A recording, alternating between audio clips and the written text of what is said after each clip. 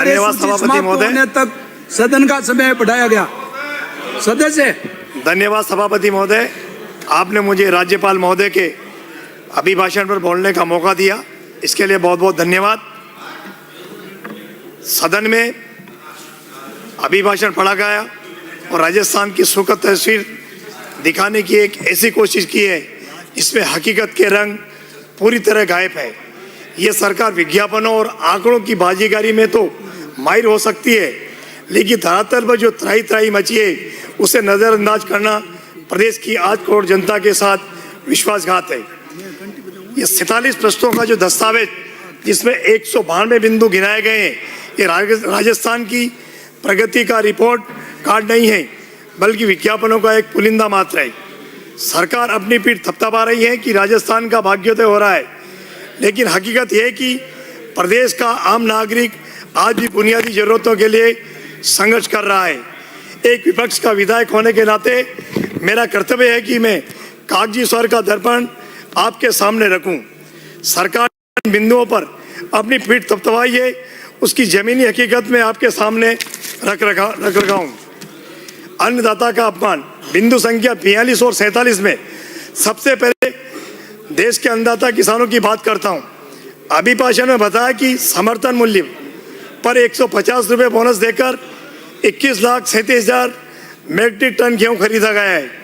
आपके माध्यम से सदन को बताना चाहता हूं कि राजस्थान में हर साल 1 करोड़ 10 लाख टन गेहूं का माननीय सभी सदस्य थोड़ी आवाज धीमी रखे, आवाज धीमी रखे। अगर आपकी नीयत ठीक है तो फिर केवल 20% ही क्यों खरीद रहे हो? किसानों के सच्चे हो तो समर्थन मूल्य पर खरीद का कानून बनाकर पूरी खरीद करो। सरकार ने दावा किया कि किसानों को समय पर पर्याप्त खाद और बिजली मिल रही है, लेकिन आधी रात को यूरिया का एक कट्टे के लिए कौन लोग कतारों में खड़े हैं, पुलिस के डंडे खाने पड़ रहे हैं, वो एक खाद का कट्टा अटैचमेंट के साथ खरीदना पड़ रहा है। कालाबाजारी चरम सीमा पर है। आप कह रहे हैं कि सब ऑल इज वेल है। अफसर इतने निकम्मे हैं कि कृषि मंत्री खुद को नकली खाद की फैक्ट्रियों पर छापा मारना पड़ रहा है। मैं खाद्य सुरक्षा की बात करूं तो अभिभाषण में सरकार कह रही कि 72 लाख नए लाभार्थियों को जोड़ा गया है। क्या सरकार ये मानने का साहस करेगी कि ये नाम नए कटे में से नहीं जुड़े हैं, बल्कि पुराने कोटे में खाली हुए नामों की जगह जोड़े गए हैं? लाभार्थियों की वास्तविक संख्या में कोई बढ़ोतरी नहीं हुई, केवल पुराने की जगह नए नाम जोड़े गए हैं। सरकार ये बताए कि क्या डबल इंजन की सरकार वो केंद्र से कोटा बढ़ाकर ला पाएगी या नहीं? केवल बाजीगरी करने में हकीकत नहीं बदलेगी। आप कोटा बढ़वाते तब जाकर सरकार की अनाज गरीबों को अनाज मिल पाएगा। अनाज के अलावा शक्कर, चावल आदि भी लाभार्थियों को दिए जाना चाहिए। अध्यक्ष महोदय, मैं पेयजल की बात करूं तो सरकार हर घर नल से जल, और क्या हो रहा है, हर नल के में केवल हवा आ रही है। यहाँ पक्ष विपक्ष से किसी भी दल के विधायक से पूछ लिया जाए, ईमानदारी से जवाब दिया जाए तो एक मत है कि जल जीवन मिशन के तहत पाइपें तो आप लोगों ने बिछा दी, आधे गाँव में नल सूखे पड़े हैं, यानी पानी की टंकियां तो बना दी मगर पानी भरा है, पानी नहीं भरा है। लाइन बिछाने के लिए खोदी गई सड़कें खुदी हुई पड़ी हैं, कई जगह तो लाइनें अभी टूटी पड़ी हुई हैं। इसके लिए किसी प्रकार की जिम्मेदारी तय कीजिए। आरोप प्रत्यारोप से कुछ नहीं होगा। सरकार चाहे हमारी हो चाहे आपकी हो, आपके अधिकारी तो यही हैं, इनको क्यों बचा रहे हो? हर गांव में नल की टोटी में हवा नहीं, पानी निकलने के लिए सरकार को धरातल पर नजर नहीं आ रहा है। मेरी विधानसभा की मैं बात करूं तो मेरी विधानसभा में मुकंदरा टाइगर हिल्स के अंतर्गत 4 गांव आते हैं, लक्ष्मीपुरा, नौलाव और राजपुरा। वहां पर 2 साल पहले जब हमारी सरकार थी, जब जल जीवन मिशन के अंतर्गत टंकी और पाइपलाइन का काम, जब से आपकी सरकार आई है टंकी आधी अधूरी है और जो नल पाइपलाइन बिछाने का जो काम हो रहा था वो भी वन विभाग के द्वारा रोक दिया गया है। अगर मैं मनरेगा की बात करूं, सरकार ने मनरेगा में राष्ट्रपति महात्मा गांधी का नाम तो हटाया, पर इसके विचारों को लोगों के दिल से कैसे हटा पाओगे? आज पूरे राजस्थान में नरेगा के मजदूर भुगतान के लिए तरस रहे हैं।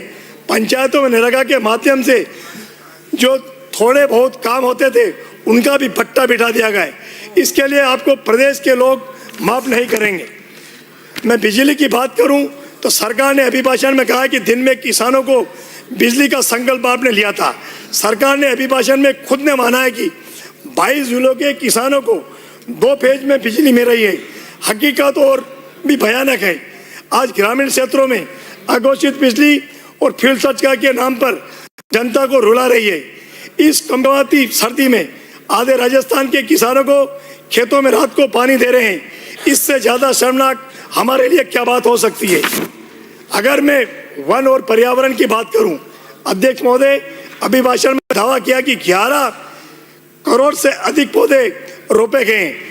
हकीकत क्या है मैं आपको बताता। सरकार बताए कि 11 करोड़ पौधों में कितने जीवित हैं।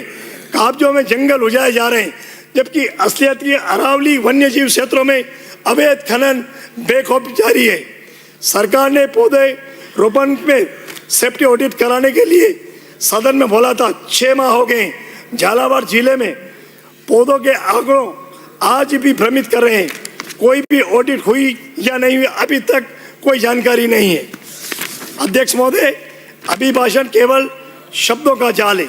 मैं सरकार से आग्रह करता हूं कि वे 2047 के सपनों से बाहर आए और 2026 के जलते हुए मुद्दे बेरोजगारी, अपराध और बढ़ती महंगाई पर ध्यान दें। अध्यक्ष सभापति महोदय अंत में यही कहूंगा कि सरकार विजन 2047 की बात कर आज की समस्याओं का पल्ला झाड़ रही है।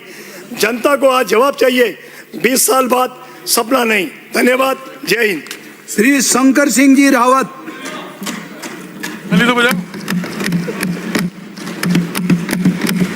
सभापति महोदय, आपने मुझे माननीय राज्यपाल महोदय के अभिभाषण पर बोलने के लिए मौका दिया, उसके लिए आपका हृदय से आभार।